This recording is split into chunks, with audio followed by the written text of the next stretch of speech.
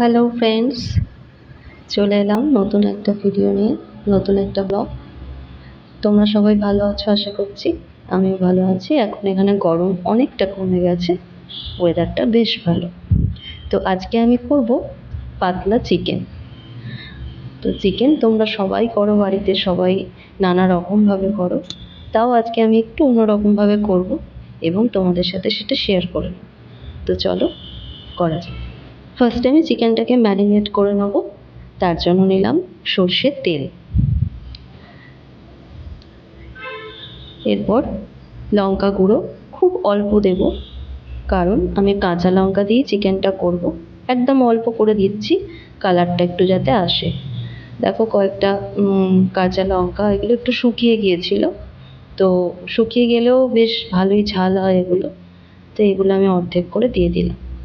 এবার দিচ্ছি জিরে গুঁড়ো, ধনে গুঁড়ো, একটু বেশি পড়ে গেল, আর দিলাম গরম মশলার গুঁড়ো, নুন, হলুদ।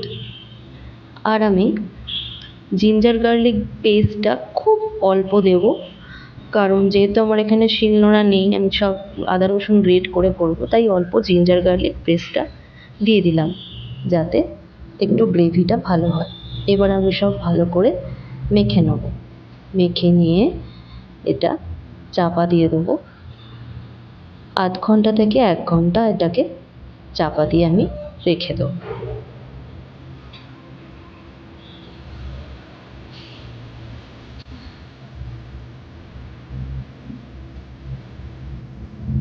তো ততক্ষণে আমি একটুখানি ছাতুর শরবত খেয়ে নিই।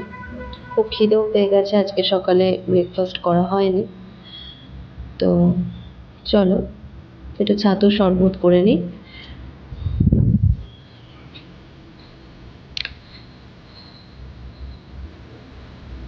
আড়াই চামচ মতো ছাতু দিয়ে দিলাম। ছাতুটা আসলে আমার মেয়ের সকালে ব্রেকফাস্টের জন্য নিয়ে এসেছে। এখানে কোথাও ছাতু সেইভাবে পাওয়া যায় না, জানো তো। আমার বাড়ির পাশে একটি দোকানে পাওয়া যায়, শুধুমাত্র সেখানেই, অন্য কোথাও ছাতু পাওয়া যায় না। সবাই এখানে মিক্সারে ডাস্ট করে নেয়। আমি তো মিক্সার এখন আনতে পারিনি, তো ছাতুটাই কিনতে হলো। এবার একটুখানি বিট নুন দিয়ে দিলাম।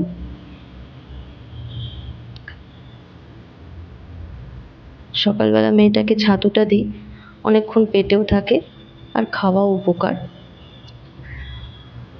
মেয়ের জন্য এনেছি, আমিও একটু করে ভাগ বসিয়ে দিই রোজ। এবার চিনি দিয়ে দিলাম, আর দিলাম পাতিলেবু। পাতিলেবুটা একটু বেশি দিলেই ভালো হতো, কিন্তু এই মুহূর্তে আমার কাছে লেবু শেষ হয়ে এসছে। একটা রেখে দিয়েছি চিকেন দিয়ে খাবো বলে, তাই অর্ধেকটাই দিলাম।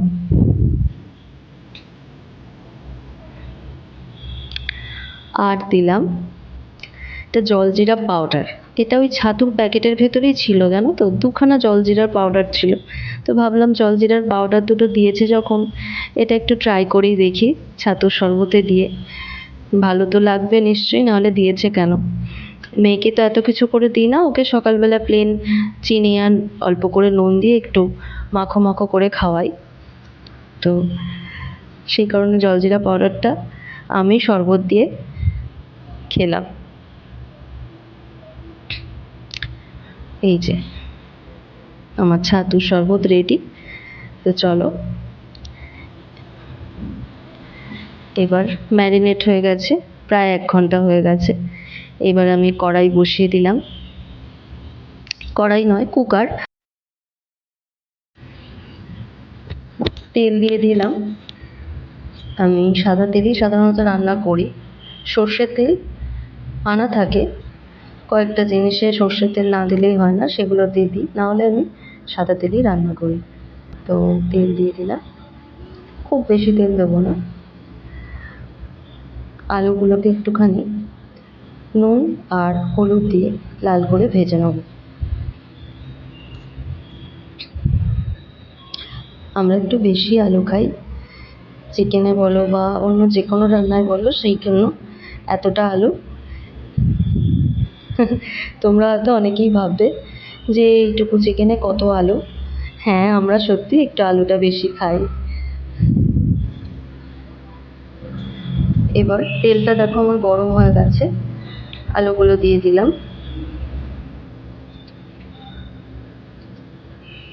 আলুগুলো দিয়ে দেওয়ার পর একটু হালকা লাল করে আলুগুলোকে ভেজে নেব।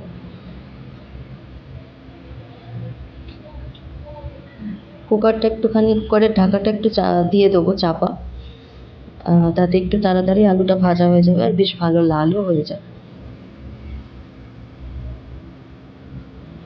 তো দেখো আমি পেঁয়াজ, টমেটো, আদা, রসুন সব কেটে নিয়েছি। টমেটোটা আমি অল্পই দিয়েছি, কেননা জিঞ্জার গার্লিক পেস্টটা দিয়েছিলাম তোমরা দেখলে, তো সেটা টক থাকে অলরেডি। আর ম্যারিনেট করার সময় একটু লেবুর রসও দিয়েছিলাম, সেটা আর দেখানো হয়নি তোমাদের। সেই কারণে খুব বেশি টমেটো দিলে টকটা বেশি হয়ে যাবে, তাই টমেটো অল্প দিয়েছি। আর আদা রসুনটাও অল্প দিয়েছি এই কারণে যে অলরেডি আগে একটু পেস্ট আমার দিয়ে ম্যারিনেট করা আছে। আর যেহেতু আমি আজকে চিকেনটা একটু পাতলা পাতলাই করব, সেই কারণে সব মশলাপাতি আমি কম দিয়ে রান্না করব। তো দেখো আলুগুলো আমার লাল করে ভাজা হয়ে গেছে, আমি আলুগুলো তুলে নিলাম। এবার তেলেতে আমি একটুখানি চিনি দিয়ে দেবো, খুব অল্প করে। আমি সাধারণত চিকেন বলো, ডিম কষা বা মাছ যে কোনো রান্নাতেই একটু চিনি দিই, খুব অল্প। তো এটা ছোটো থেকেই দেখে এসেছি, ঠাকুমা দিত, মা দিত, আমিও দিই। কালারটাও আসে আর টেস্টটাও ভালোই হয়। এবার পেঁয়াজগুলো দিয়ে দিলাম। পেঁয়াজগুলো আমি একটু লাল করে ভেজে নেব, খুব বেশি লাল করব না, তাহলে আবার একটু তেঁতকুটে ভাব চলে আসে। হালকা ব্রাউন হয়ে গেলে পরে আমি ম্যারিনেট করা চিকেনগুলো দিয়ে দেবো। দেখো আমার পেঁয়াজগুলো হালকা ব্রাউন করে ভাজা হয়ে গেছে। এবার আমি ম্যারিনেট করে রাখা চিকেনটা দিয়ে দিলাম।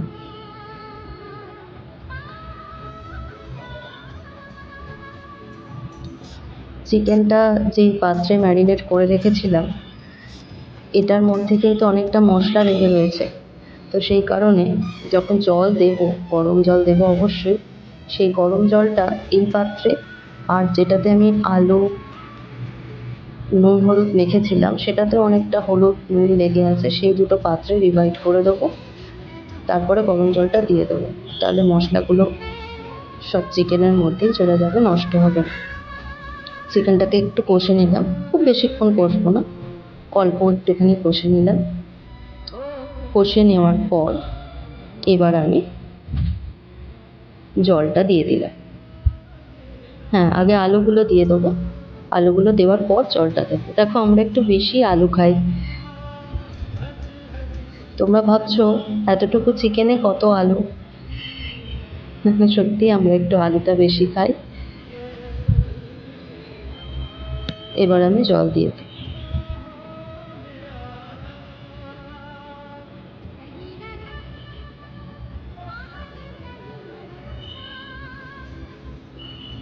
জল দিয়ে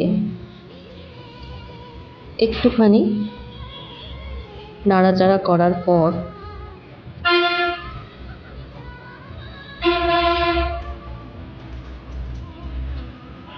আমি অল্প এতে নুন দিয়ে দেবো। টমেটোগুলো আগে দিয়ে দেবো। টমেটোগুলো দেখো আমি কিন্তু কষার সময় দিইনি, এখন দিচ্ছি। আমি রান্নাটা করার আগেই বলেছিলাম চিকেনটা একটু অন্যরকমভাবে করব।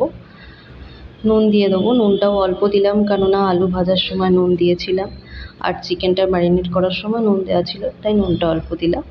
আর একটু হলুদ দিয়ে দিলাম। এবার কুকারের ঢাকাটা লাগিয়ে দেবো, একটু ফুটুক। কিছুক্ষণ পর ঢাকাটা খুলে দেখো আমার চিকেনটা ফুটছে খুব ভালোভাবে। এইবারে আমি আদা আর রসুন যেটা গ্রেট করে রেখেছিলাম সেটা দেব, যেটা আমি কষার সময় দিইনি। এবার এটাকে ভালো করে নাড়াচাড়া করে নিয়ে আমি কুকারের ঢাকাটা লাগিয়ে দেবো আর 2 থেকে 3টে সিটি দিয়ে নেব। তাহলেই আমার পাতলা চিকেন তৈরি হয়ে যাবে।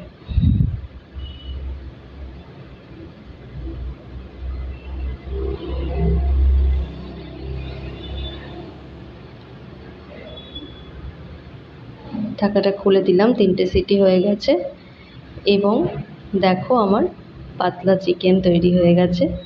কালারটাও খুব ভালো এসেছে।